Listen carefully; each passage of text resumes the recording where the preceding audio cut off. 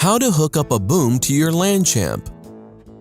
You will need two 9/16 wrenches, hose cutters, and a 1/4 inch wrench. Loosely add the hardware to the boom on the centerpiece and slide the boom onto the quick attach brackets.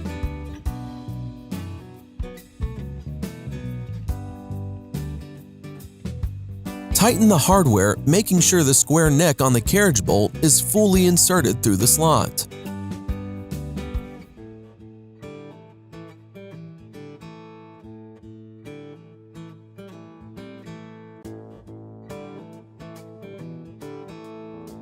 At the bottom of the frame, remove the brass caps and replace them to the hose barbs. Pull the hose out from each side of the boom. Feed it to the plumbing port and measure how much you will need. Then cut the hose to the right length.